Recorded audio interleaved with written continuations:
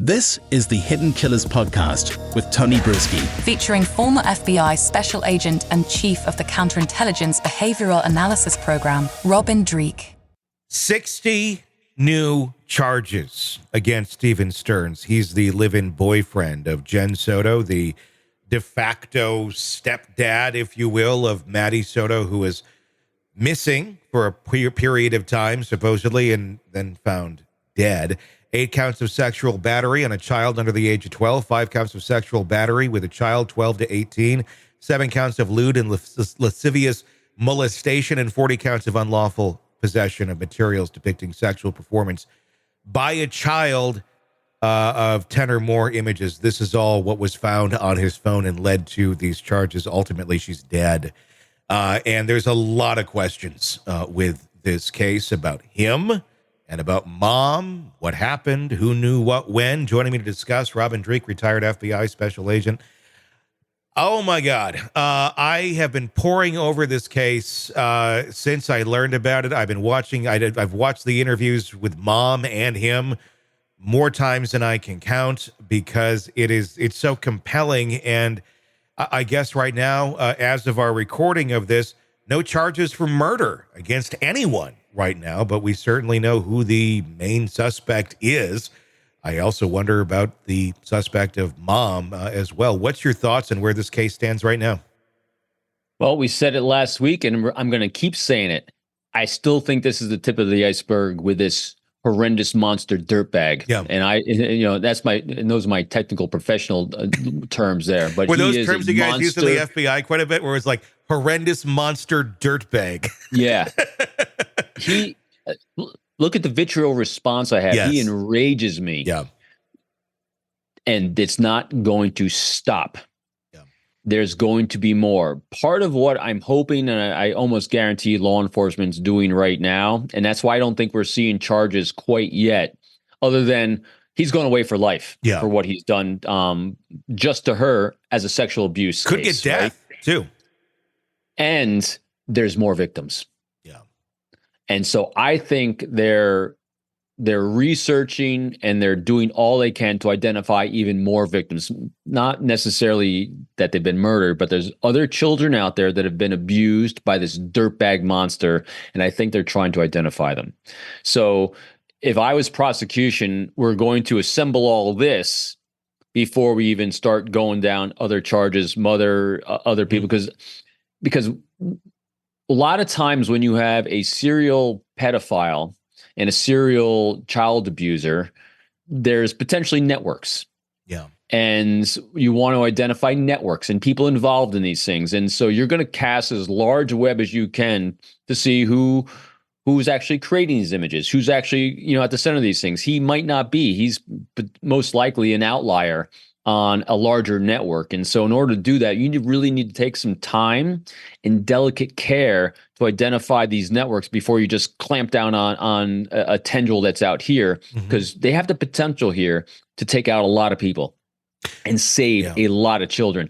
So I used to be a board member of a group called the Innocent Lives Foundation. And what the Innocent Lives Foundation did is we would go online and identify monster dirtbags like this, create the profile, and hand it over to law enforcement. And for every serial pedophile out there, there's potentially anywhere from 6 to 4 to 600 children that have been affected by one serial pedophile. Yeah. And so my conjecture on this is that they're taking their time to see how much they can get, how many people they can get and prosecute, as well as how many children they might be able to save. So this is not just a case of a horrendous monster dirtbag potentially killing, as we're most likely killing, this beautiful little girl. But I think they're going to go for a lot on this one. Thankfully, this could be a really big case that saves a lot of people. And it's interesting because I think those of us who have no clue of how that world works. You think, oh God, this one person is doing this. It's horrible. It must be really locked down and quiet. He's not going to want anyone to know that he was doing these sort of things. But that's not often the case, like you're describing. It especially with these images and the amount that they found on that phone. it's probably pretty likely that he was sharing these things, that there was other people either selling them, or, I mean, it starts to go into the territory of trafficking. What else was going on here? And that's where I start to question mom. Obviously, as of right now, no charges against her, innocent, not even being described as a suspect. But my God, those interviews were bizarre. What I got out of it is she's known for a while that this shit's going on in her house to her daughter, and she seems to have somehow made some sort of bizarre peace with it, probably because of past abuse, probably current abuse with him. But in some way, shape, or form, she prioritized a relationship with a man, this monster, over the well-being of her daughter. And otherwise, I think we would have seen more shock, more disgust, more anxiety. There wasn't even anxiety in some of those interviews that we watched with her talking about her daughter missing. It's like she'd be more concerned if somebody, lost her Uber Eats order in the woods over her daughter. It was really, really bizarre. But it makes me wonder, was she involved in this, or is she just so broken and so just kind of complicit in, the abuse that was going on with her daughter, that she doesn't want to be in trouble for it. And she doesn't want anyone to point out, like, yeah, you kind of knew this guy was doing these things to your daughter. So she's in survival mode herself for being really kind of a horrible human being. All those things completely accurate and right. I don't know why no charges yet. I think it's part of a bigger plan. Yeah. And so let's ask ourselves, and you brought up a great point. You would expect her to show shock, disgust, horrendousness. And so when you don't see those things, you ask yourself, what was missing? Yeah. Why does someone behave a certain way? So what you're seeing is someone who's used to seeing that behavior. Yeah. You think that's the first time her little girl was abused by a guy? No. Probably not.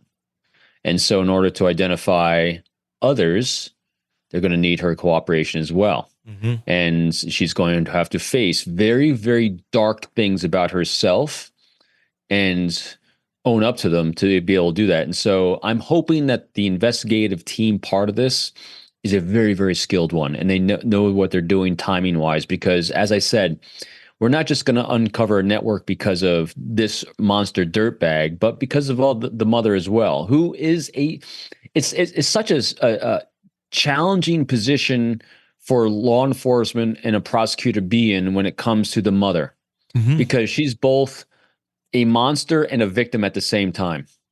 And it's it's horrible. It is the worst case scenario, because I guarantee, like you said, when you go back to her life arc of what she's been through, so whether her daughter was abused by other men or not prior to this guy, she's been exposed, the mother's been exposed to before, because it wasn't shocking behavior. So most likely she was as well growing up, and it was also around. I mean, so there's a lot of destruction and unhealthy in this life. And so I guarantee there's going to be charges. I just don't know what those will be yet or when they'll come, because they're going to lock up a lot of people on this one. At least I got my fingers crossed on that one. I think a lot of people are going to be away for a very, very long time. Is it a coincidence there has been other charges brought? I mean, if you look at just the geographic data, there has been 2 other people charged. I don't have the information in front of me right now, but they were charged with child pornography as well,